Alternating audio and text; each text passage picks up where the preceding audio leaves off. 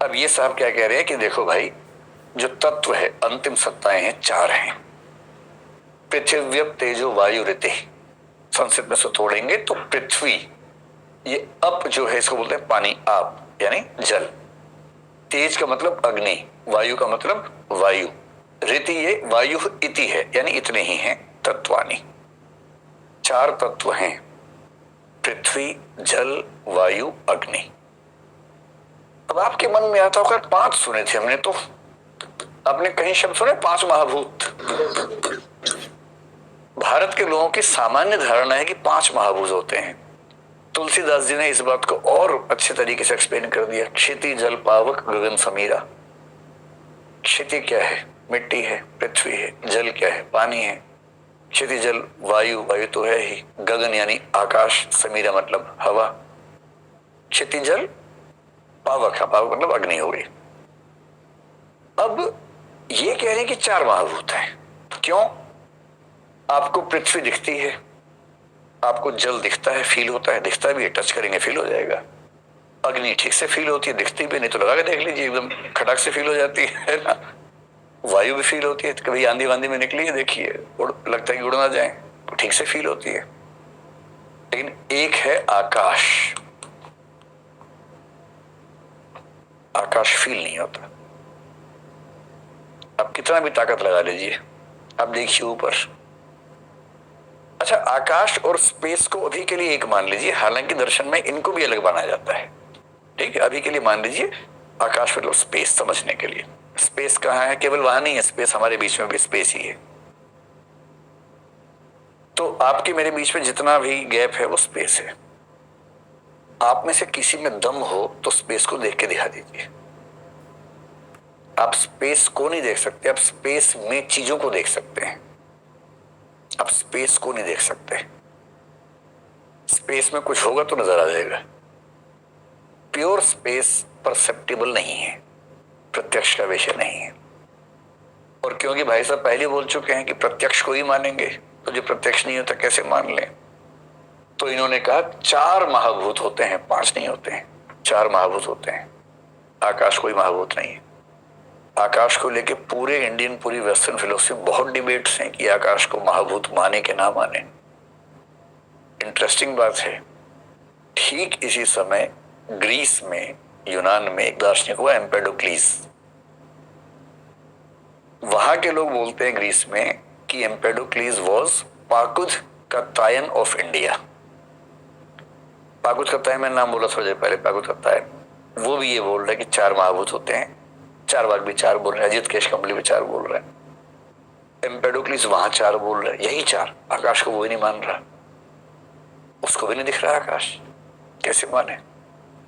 ये मैं जो समझाना चाह रहा हूं वो ये कि दुनिया की हर सभ्यता में जब लोग जिज्ञासु होते हैं, सेम प्रॉब्लम्स झेलते हैं। सेम प्रॉब्लम्स में कई बार सेम सॉल्यूशंस पे भी आते हैं। पर चार बाग रिजिड है कि हम तो चार ही मानेंगे, पांच नहीं मानेंगे, बात खत्म हो गई।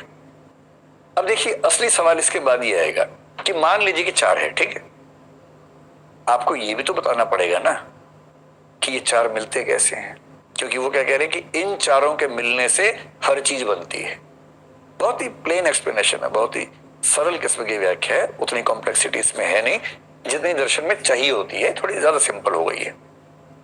तो क्या कह रहे हैं कि भाई चार महाभूत है, उनके मिलने से अलग अलग अनुपात में उससे लकड़ी बन जाती है, उससे लोहा बन जाता है, उसी से इंसान बन जाते हैं, उसी से बकरे, भैंसे, उल्लू सब बन जाते हैं, अलग अलग प्रपोर्शन में मिलने से बन जाते हैं।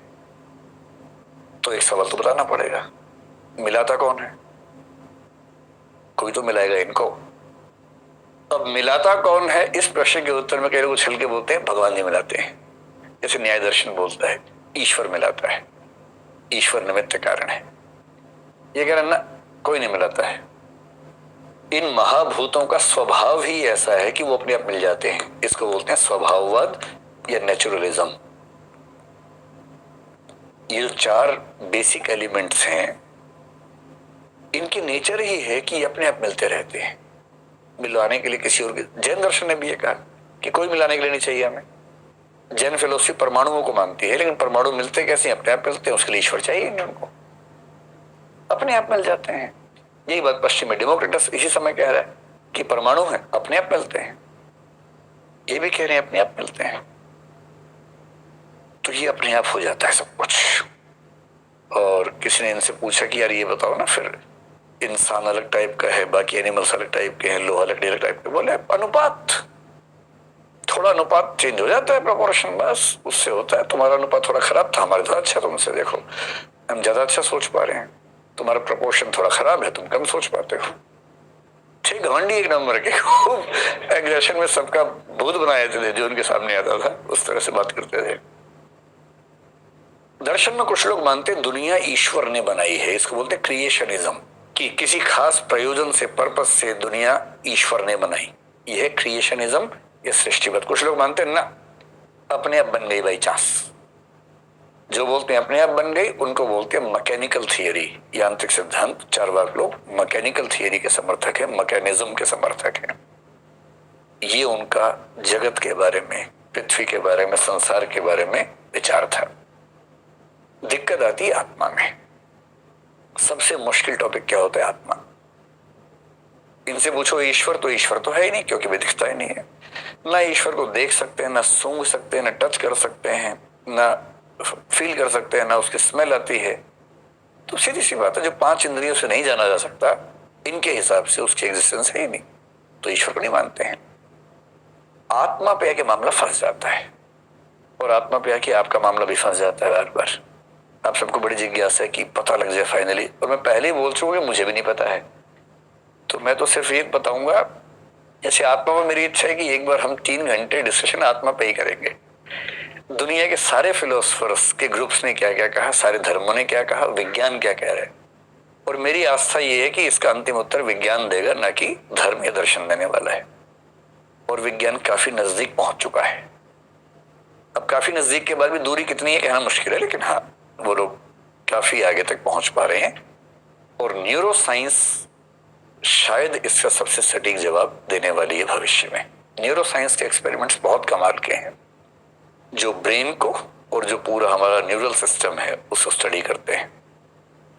क्योंकि आत्मा का विचार क्यों आया होगा, अगर आप यहां से शुरू करेंगे तो आपको सारे प्रश्नों के उत्तर मिलते चले जाएंगे। आज उतना विस्तार में नहीं जाते, आज सिर्फ इस कंटेक्स्ट में समझते हैं। आप सबको ये भरोसा है कि आपके पास आत्मा है, क्योंकि भारत में जनरली सबको ये भरोसा है कि हमारे पास आत्मा है। ठीक, रखिए भरोसा, उस पर तनाव नहीं लेना है, रखिए भरोसा। पर ये समझते हैं कि इन्होंने इस बारे में क्या कहा और बाकी लोग क्या कहते हैं। भारत के 9 में से 7 दर्शनों को यह भरोसा है कि आत्मा होती है। 7 आउट ऑफ 9 कॉन्फिडेंस बढ़ता है इस बात से कि चलो काफी लोग हमारे साथ खड़े हुए हैं, है ना। 2 कहते हैं कि ना, आत्मा नहीं होती है। एक तो चारवाक कहता है आत्मा नहीं होती है, एक बुद्धिज्म कहता है कि आत्मा नहीं होती है। बुद्धिज्म क्या बोलता है कि कुछ नहीं है, चेतना का प्रवाह होता है सिर्फ, इट्स लाइक ए फ्लो। जैसे बिजली की तार में करंट नाम की वस्तु नहीं है, करंट इलेक्ट्रॉन्स का फ्लो है। उस फ्लो को आप वस्तु मान लेंगे तो आपकी मिस्टेक है। ऐसे चेतना का फ्लो है, उस फ्लो को आप नाम दे देंगे आत्मा का तो आपकी मिस्टेक है। कोई आत्मा नाम की वस्तु नहीं है, कोई ऑब्जेक्ट नहीं है, कोई सब्सटेंस या द्रव्य नहीं है, एक फ्लो ही है। उसी फ्लो को लोग आत्मा कह देते हैं। ये तो और कह रहे हैं कि वो भी नहीं है, बेकार की बात है। और बाकी 7 लोग जो हैं वो सातों मानते हैं कि आत्मा होती है। इससे हमें बहुत सुकून मिलता है, इससे हमारी आत्मा को बहुत सुकून मिलता है कि भाई आत्मा है, बड़ा भरोसा रहता है। और पर दुख की बात यह है कि इन 7 की आत्मा की धारणा एक जैसी नहीं है। इनमें से कुछ मानते हैं कि आत्मा मूल रूप में चेतन है, कुछ मानते हैं आत्मा में चेतना बाद में आती है, चली जाती है। वो सब कहानियां अलग है, आगे चल के समझेंगे। तो ये भी मत सोचिए सारे एक बात मानते हैं, इनमें भी डिफरेंसेस हैं, पर एक सहमति इन सब में है कि आत्मा होती है। चारवाक क्या कह रहे हैं? चारवाक अलग ही लेवल पे चल रहे हैं। इन्हें किसी से फर्क ही नहीं पड़ता, कोई कितना भी ज्ञान की बात करे हंसते रहते हैं उससे। आप सोचिए कोई आके आपको 2 घंटा ज्ञान की बात करे और आप मुस्कुराते रहें, और आपने ज्ञान की खूब बात की, फिर आपने पूछा आप लोगों को समझ आया, और कोई आपसे उठ के बोले बड़ा मजा आया। आप अच्छी स्टैंड अप कॉमेडी कर लेते हैं, आपने खूब हंसाया जबकि आप सीरियस बात कर रहे थे। तो चारवाकों को ये हाल था। कोई इनके सामने ज्ञान दे मुस्कुराते थे, बाद में हंसते थे, क्या तुम ये मजाक करते हो यार। जोकर टाइप के लोग हो, इनका तेवर ऐसा था, हमेशा आक्रामक, और इसलिए इनके खिलाफ भी आक्रामकता ठीक ठाक होती थी। ये कह रहे आत्मा वात्मा कुछ नहीं होती भाई। आत्मा क्या होती है? चैतन्य विशिष्टो देह एवं आत्मा। चेतना से युक्त शरीर ही आत्मा होती है। चैतन्य विशिष्ट देह। मैं सारे संस्कृत सूत्र लाऊं जानबूझ के कि आप ये ना सोचे कि मैं गप मार रहा हूं, है ना। ये उनके सारे सूत्र हैं, सर्वदर्शन संग्रह में सारे संकलित हैं, वहीं से लेके आया हूं। मैंने यूपीएससी के लिए पढ़ाते हुए कभी सूत्र नहीं देखा बच्चों को इतना विस्तार में, पर मुझे लग रहा है यूट्यूब पे हमले ज्यादा होते हैं हर बात में, तो यहाँ कम से कम प्रमाण रहे। तो प्रमाण के बाद हमला हो तो ठीक है, लेकिन बिना प्रमाण के हमला हो तो थोड़ा खराब लगता है ना। प्रमाण के साथ बात होनी चाहिए। और मेरा तो पर्पज ये है कि सोचने समझने की, तथ्यों के साथ बात करने की संस्कृति विकसित हो। हवा में बात करने की जो आदत है वो कम हो। खराब आदत अच्छी बात नहीं। चैतन्य विशिष्ट देह एवं आत्मा। चैतन्य से युक्त शरीर ही आत्मा है। कितनी इंटरेस्टिंग बात कह रहे हैं कि शरीर ही आत्मा है। बस शरीर कौन सी? जिसमें चैतन्य है, चेतना है। मर गए तो चेतना खत्म हो गई, जिंदा है तो चेतना है। अब ये गलती क्या कर रहे हैं? चेतना को प्राण का समार्थक मान रहे हैं, जबकि चेतना केवल प्राण नहीं होता है। गलत फहमी इनको हो रही है। इस पर बाद में बात करेंगे विस्तार में। मैं हल्का हल्का संकेत करके आगे बढ़ता हूं। जब तक जिंदा है चेतना रहती है, मर गए चेतना नहीं रहती है। इसका मतलब चेतना क्या है? जिंदा शरीर की विशेषता है, बस। तो लोगों ने कहा तो बात तो बड़ी गड़बड़ कर रहे हो, लेकिन ये बताओ, अगर तुम इतने सियाने हो तो ये बताओ कि शरीर तो है भौतिक। भौतिक का मतलब क्या होता है? जिसको आप देख सके, छू सके, जिसमें वजन है, जो स्पेस घेरता है, उसको भौतिक बोलते हैं। जैसे हम सबका शरीर है। वेट कर लीजिए अपना, पता लग जाए कितना किलोग्राम में कितना वेट है। आत्मा का वेट निकाल के देखिए, कभी नहीं निकलेगा। हालांकि एक मूर्ख आदमी ने 21 ग्राम निकाला आत्मा का वेट। 21 ग्राम निकाल दिया एक आदमी ने। जब आत्मा पे पूरी क्लास डिस्कशन करेंगे उस दिन मैं बताऊंगा उसका रिसर्च क्या है। वो कह रहे कि 21 ग्राम आत्मा का वेट होता है। तो बाद में लोगों ने खूब मजाक बनाया उसका, क्योंकि वो साबित नहीं हुआ। केवल एक सैंपल लेके साबित करने पर लग गया था। तो ऐसे थोड़ा ना साबित होता है, आपको हजारों सैंपल्स क्रॉस चेक करने पड़ते हैं, फिर जाके साइंस में कुछ साबित होता है। आत्मा का वेट निकालने का मतलब हुआ कि मेरे विचार का वजन इतना है। आज मैंने गांधीवाद पढ़ा, मेरा वजन 100 ग्राम बढ़ गया, इसका मतलब गांधीवाद विचार का वजन 100 ग्राम है। कभी ऐसा हुआ आपके साथ? आज मुझे काफी फीलिंग्स आ रही है, मेरा वेट 300 ग्राम बढ़ गया है, तो मेरी फीलिंग्स 300 ग्राम की। ऐसा तो नहीं बोलते ना आप लोग कभी? फीलिंग से वेट बढ़ेगा भी तो इसलिए बढ़ेगा कि बॉडी में कुछ चेंजेस हो गए होंगे खुशी के मारे, पर फीलिंग का वेट नहीं होगा वो। तो सवाल ये है कि शरीर तो भौतिक है, उस भौतिक शरीर से चेतना यानी कॉन्शियसनेस। कॉन्शियसनेस का मतलब सुख दुख को फील करना, सोचना, विचार करना, डाउट करना, वो सब जो प्रोसेस है उसको बोलते हैं कॉन्शियसनेस। कॉन्शियस प्रोसेसेस हैं। तो मटेरियल बॉडी से कॉन्शियसनेस कैसे पैदा हो जाएगी? क्योंकि रुई से धागा बन सकता है, रुई से बर्फ तो बनेगी नहीं। सिंपल सी बात है। कारण में क्षमता जिस कार्य को पैदा करने की है वही कार्य पैदा होगा ना भाई। आप कुछ भी कैसे पैदा कर देंगे? और जीरो से आप कुछ भी कर लें, एक पैदा नहीं हो सकता। दर्शन की भाषा में असत से सत पैदा नहीं हो सकता। नॉन एग्जिस्टेंस से एग्जिस्टेंस कैसे पैदा हो जाएगी? तो जड़ में चेतना है ही नहीं, तो जड़ से चेतना कैसे पैदा हो जाएगी? इसका उत्तर दरअसल चार्वाक के पास है नहीं, पर सबको चुप करना जरूरी है। और फिलॉसफी में सबसे खराब आंसर वो माने जाते हैं जब कोई उपमाओं का इस्तेमाल करे, मेटाफर का इस्तेमाल करे, सिमिली का इस्तेमाल करे। पर कई बार इसके बिना काम नहीं चलता। जैसे प्लेटो ने एक बड़ी खतरनाक सिमिली का इस्तेमाल किया था, उसको केव, सिमिली ऑफ केव कहते हैं, गुफा के सादृश्य का सिद्धांत। जब प्लेटो को समझेंगे तब बताऊंगा, बड़ा इंटरेस्टिंग है। उसने गुफा के एग्जाम्पल से इतनी सारी बातें समझा दी। पर फिलॉसफी में अच्छा नहीं माना जाता कि आप कोई सिद्धांत समझाने के लिए कोई एग्जाम्पल लेके आए, पर कभी कभी करना पड़ता है। चार्वाक क्या कह रहे हैं?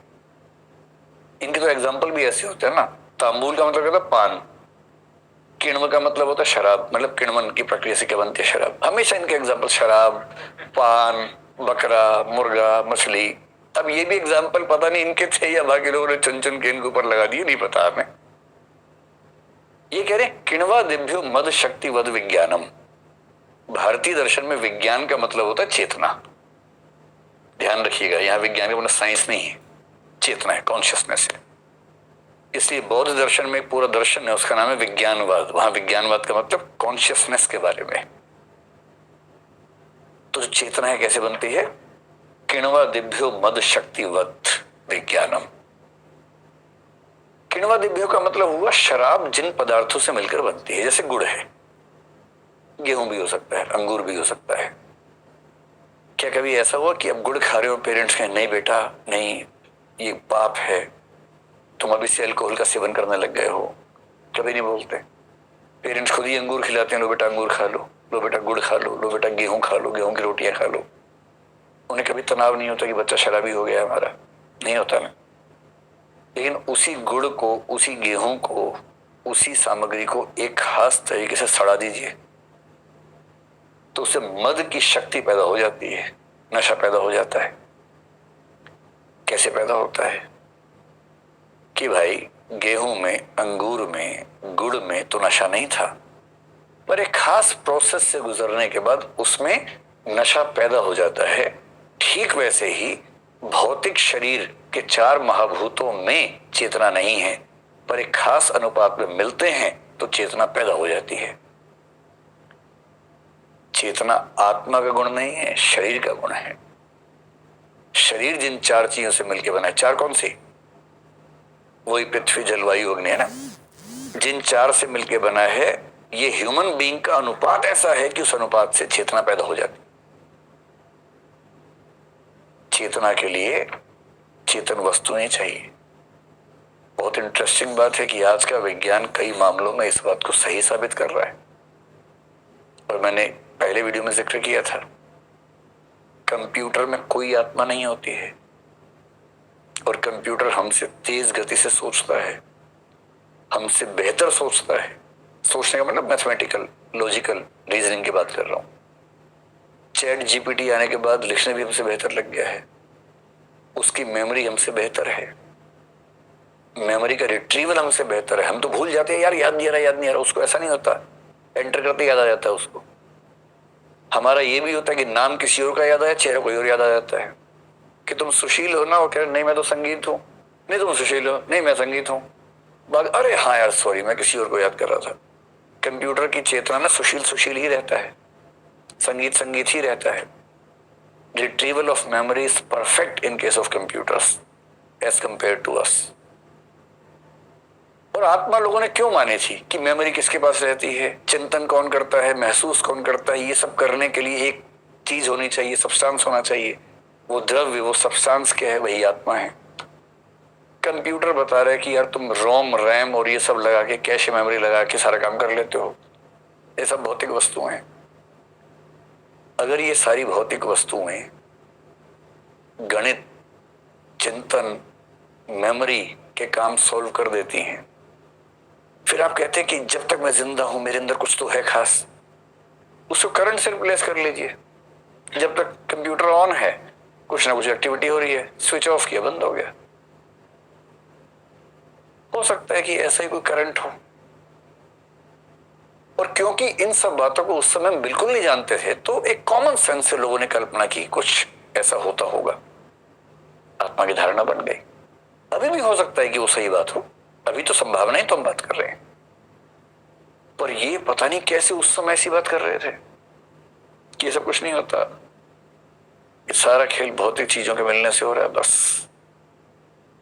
और लोगों ने कहा भी कुछ और एग्जांपल देके समझा। बोले और एग्जांपल ले लो, एग्जांपल की कमी है कोई? जड़भूत विकारेशु, भौतिक वस्तु में विकार, विकार मतलब परिवर्तन, परिवर्तन होने से चैतन्यम यत्तु दृश्यते, भौतिक वस्तुओं के अनुपात के बदलने से चेतना दिखनी शुरू हो जाती है। इतना ही खेल है। जैसे तांबूल, पान, पान की किसी भी सामग्री में जो वर्ण है आपको लाल नजर नहीं आता है। पान का पत्ता हरा है, ना सुपारी लाल है, ना कत्था लाल है। लेकिन जब इन सबको मिलाते हैं, राग यानी लाल रंग समुद्भव, लालिमा पैदा हो जाती है। जिस पान के अंदर एक भी चीज लाल नहीं है, जब उस पान को चबाते हैं, चर्व धातु याद कीजिए, चबाना, जब उस पान को चबाते हैं तो होंठ लाल हो जाते हैं। जैसे लालिमा पैदा होती है वैसी चेतना पैदा होती है।